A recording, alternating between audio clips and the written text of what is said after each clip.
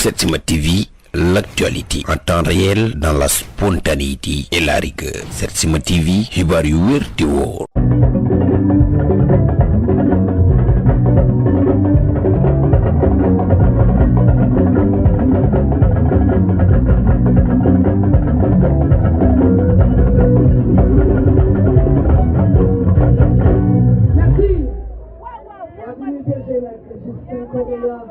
kontaan nañ ci taxawaay bi affaire yi neex na ba xool yaa ngi neex.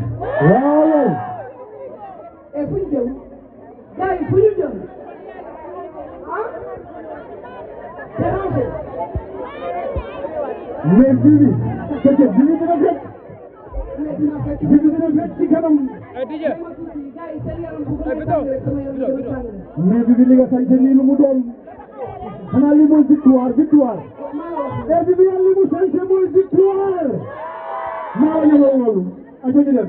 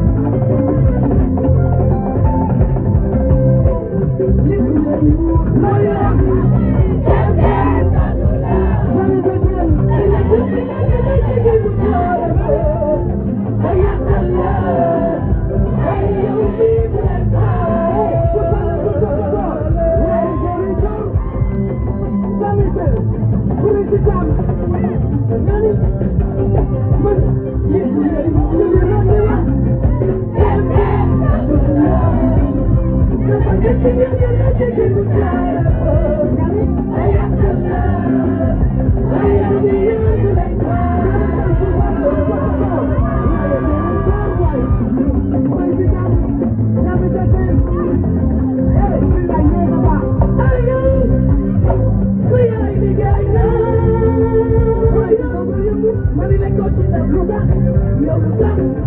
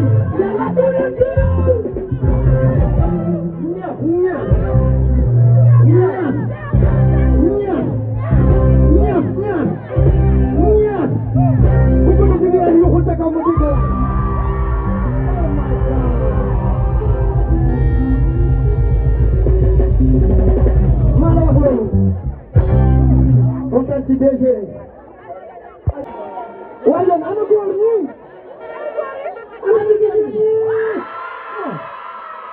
lii ma jigéen leen de wax naa la ko Sénégal bii jigéen ñee ko yor de waaw man dama am problème ana góor ñi non lii ma jigéen ñun góor ñi bàyyi ko ñu topp ci ginnaaw jigéen ñi kuy jigéen ñi waxul ma dégg waay let's go ay jërëjëf di ko may sunu équipe nationale bu Sénégal maa ngi ko wax